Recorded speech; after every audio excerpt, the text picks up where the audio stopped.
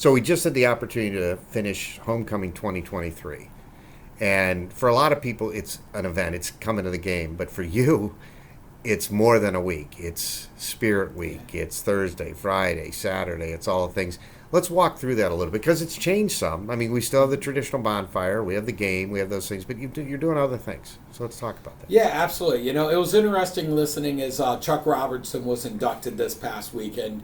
Him share the stories of the bonfire and as a student council advisor, his role in making that happen. And part of that still exists very much so today. But the bonfire was something that was a tradition that we were struggling to keep going for a few years there. And it needed to kind of get a refresher.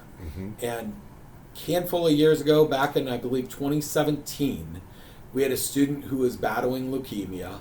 And the Leukemia and Lymphoma Society hosts an event called Light the Night down at Wade Oval. It actually is this upcoming Sunday. And we had some students who wanted to go, but it was pretty short notice for us, and there were so many kids, there was no way we were going to get them all there. So we came up with this idea of, well, we've got this bonfire. We can use that to light the night. What if we turned it into a fundraiser? What if we hosted our own walk? And in 5 days, we turned around and made that event happen. It was a huge success. I think in that first year, it may have raised $10,000 to help the Leukemia and Lymphoma Society. And it's something that our students have been excited to carry forward ever since then. So we still partner with Student Council. They still oversee the bonfire side of things. The Student in YPF, which is a philanthropic group that I run here at school, put together and sell luminaries. And we always have a student, and sadly we always have a student, who is able to share a story of their battle against cancer. And to see that strength, to see the way that they are thriving today, it's really been a cool thing for our community, and that connection of why we continue our battle against cancer. It was amazing. But this year we ended up raising a little over $6,000, and it really has caused the bonfire to be what it should be. We have community members, we have parents, we have alumni, we have the Alumni Foundation who comes back and helps us get set up and get started before the event.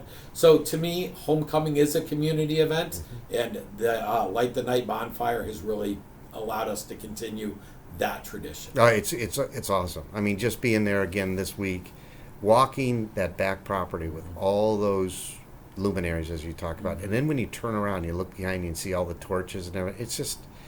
It's so cool. And then, bang, here we got the band and the bonfire, and it turns from a little bit more serene.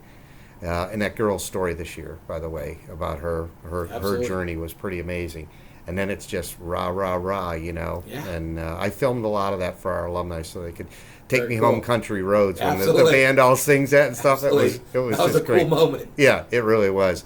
So then from that Thursday night, it's on to the pep rally.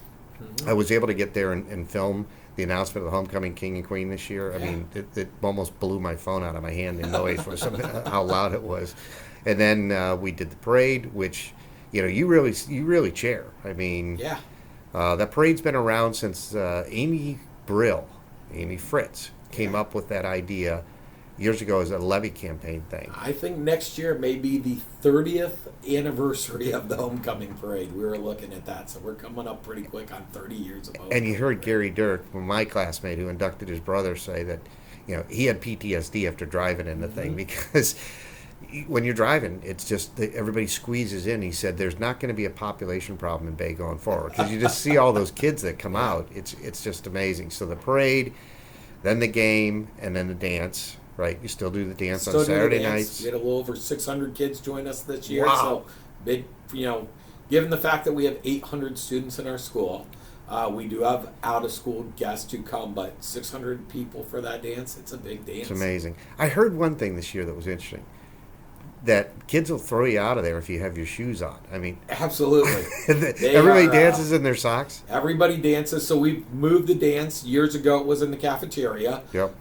That's a tough place in September. It's the last remaining unair-conditioned space at Bay High School. So we moved to the gym for the air conditioning. But yeah, the kids show up. They bring socks. They bring tennis shoes. They don't even like it when you wear your tennis shoes because their feet get stepped on, and so do not wear your shoes to the dance. That's a funny tradition. You know, it's like going back to the 50s and the sock hops. That's really funny. All right, we'll pick up in a minute.